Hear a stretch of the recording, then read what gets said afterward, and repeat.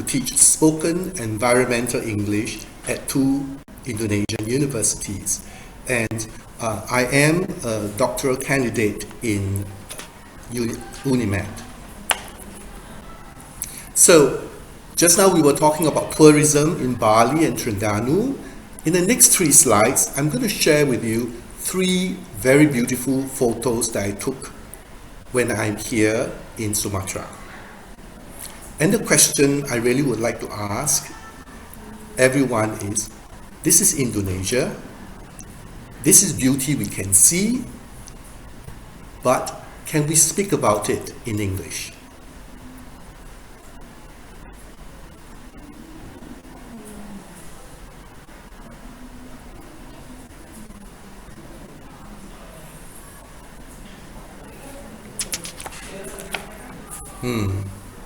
Such beautiful scenery, right? It would make any tourist heart melt. It would make any Indonesian feel so proud about Indonesia. Now, can everybody share about it in English? Now imagine this. What if every Indonesian could share this beauty in English? What if every Indonesian not only can introduce our country's beauty to the world, but also to protect it for generations to come? And this is where my research study comes in. The central question to my research study is, how does the implementation of the voice teaching model, which I created, facilitate the development of students' spoken environmental English in Indonesian TEFL classrooms?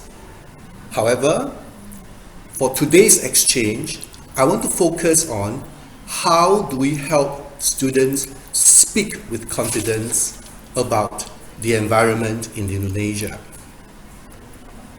So, I started my PhD study here in 2023, and I'm not from Indonesia. I'm originally from Singapore, and I was an English teacher for 27 years, and so I have resigned to come here to study full-time. So in 2023, when I first started studying, I noticed that the problem is limited speaking opportunities for students in Indonesian TEFL classrooms. And in my interview with students, I realized that many of these students fear being judged by others, losing face, and because of that, they lose confidence in speaking and they hesitate to speak. And to add on to it, if I want to introduce environmental topics to talk about it, it becomes a little bit difficult for them to express. So, from further observations, I realized that actually students are not lacking ideas at all, you know. They have ideas to speak, but they are lacking the confidence to speak. And this is a key point for me to focus on today. Students lacking confidence, how can I help them? So in my classroom, I have a simple classroom mantra. It goes like this: I am not afraid, I am not shy, I speak English slowly, I am confident. So this is how I start the class every lesson. And sometimes in the middle of the lesson, I may then stop and say, come, let us repeat this mantra again, so that everybody understands that there is no need to be afraid, there's no need to be shy. Let us continue to speak English slowly and confidently. So, I use drama to support spoken environmental English, and I do that by providing a structure instead of asking students to speak from nothing or just to speak from a question. In this photo, you see the students smiling at one another, speaking to each other, and next to them, there is a green colored book. And this is what I want to talk about next. To provide the structure, what I did was I created a textbook. I wrote a textbook, and this textbook is called Voices to Say, Using Drama in the EFL Classroom for Environmental English. And what it essentially does is, I transformed North Sumatra folklore into drama scripts that support students' spoken environmental English. Here's an example of what I did in the book. From story to speech, and the drama I'm talking about is the drama technique Reader's Theatre. So what I've done is I wrote based on traditional stories, myths and legends of Indonesia. I wrote original play scripts. Here's an example of the origins of Lake Toba. So it is a local folklore that's adapted into classroom drama scripts. The students rehearse it, I lead them to do it, and the rehearsal leads to meaningful spoken environmental English. Here's another example. It's called The Colors of Nias, Harmony of Nature and Tradition. And in this drama script, the students play different characters to talk about the different colors that are used within the Nias culture. So I did my research at 2 universities, one at Siborong-Borong, Silangit, Lake Toba, and the other one in Nias. So I talked about the issue is not that students had nothing to say. In fact, they actually understood the stories in Bahasa, in the original Nias language, in Batak. They have the ideas, but when asked to speak in English, they are not confident. So I decided to design a model that can pull together the ideas that the students have, their lack of confidence and how they can overcome it, and the need to speak up for the environment. And the model I created is called VOICE. So VOICE stands for Vocabulary and Language Awareness, Other Ways to Perform, Innovate and Adapt, Championing the Environment, and Environmental Messaging. And on the right, it explains what I'm trying to do in this model. My model is grounded in social cultural theory from Vygotsky, genre-based approach from Martin and Rose, and Derek Wienker and Jones, and eco-linguistics from Aaron Stibbe. So, what happens in my classroom? I mentioned how I've introduced folklore-based drama scripts. I also created a website where students can access to write their pre and post survey, to write their reflections. On it are also lesson plans for teachers. And in my book, I included songs with actions, tongue twisters, and I invented a new game called Circles of Conversation. At the bottom of my slide, you see Save the Earth. Actually, it is through the tune of Row, Row, Row Your Boat, and I've converted it into Save, Save, Save the Earth.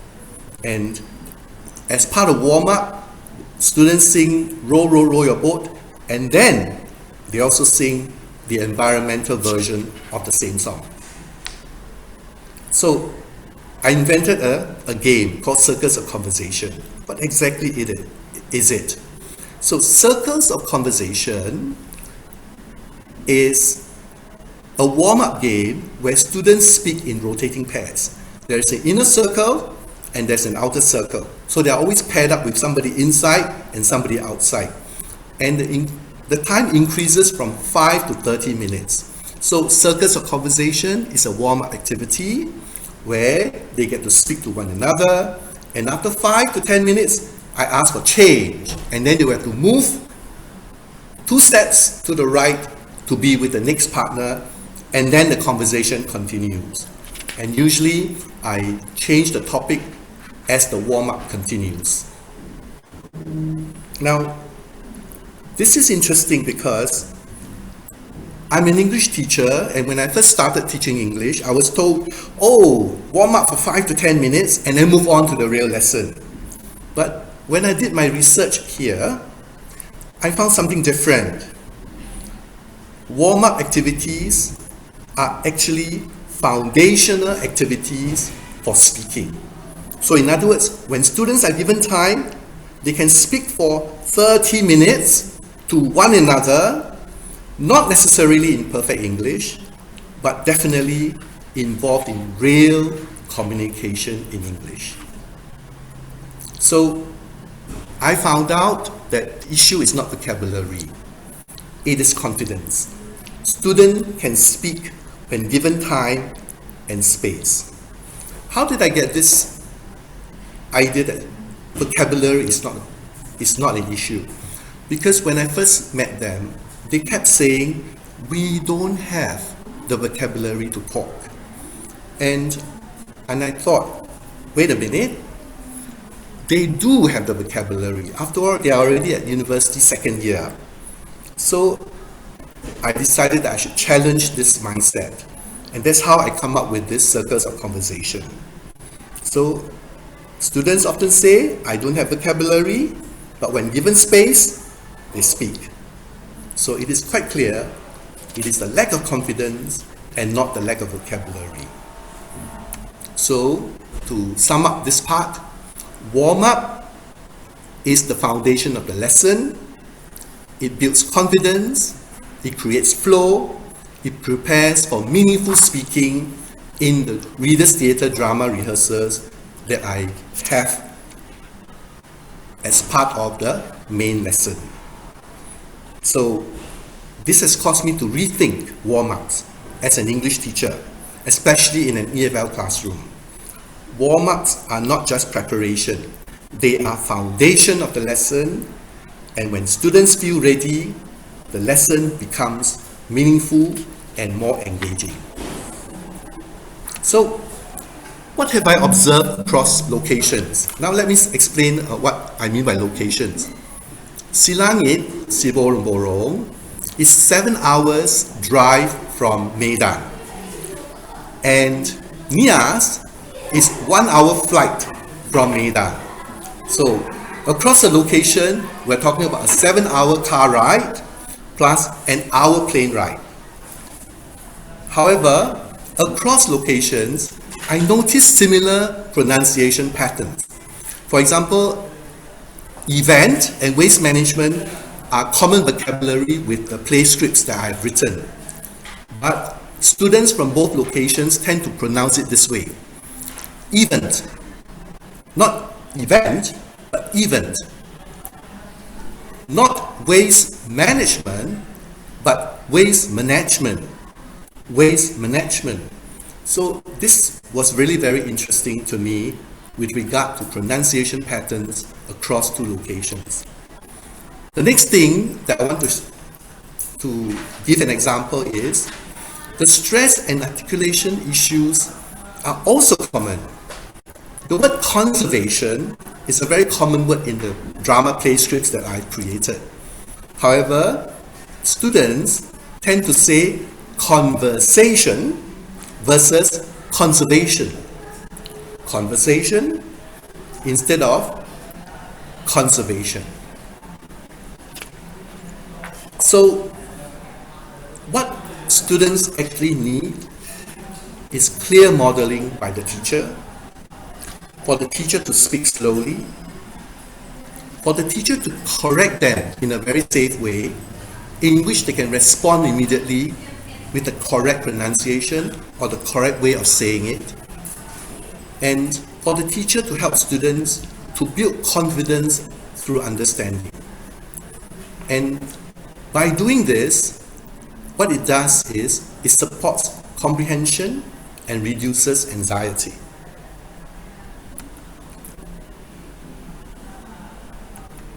So, I did this intervention after 8 weeks.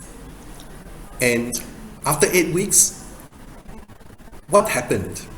In the Reader's Theatre performances that I assessed and evaluated, there was definitely improvement in speaking performance.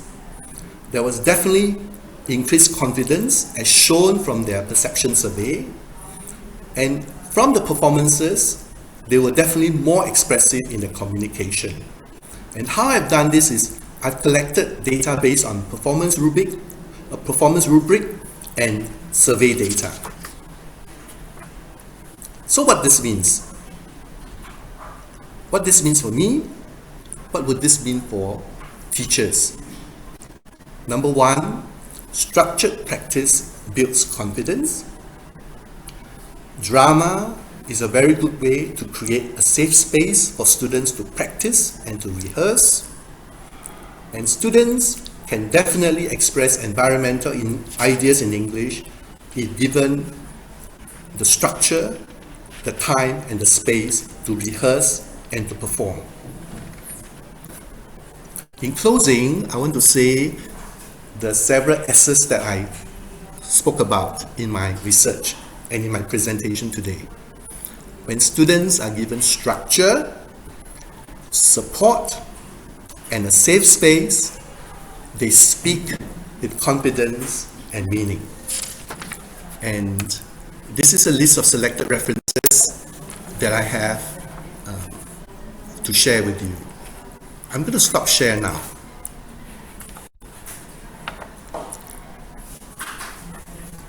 Thank you for being a wonderful audience.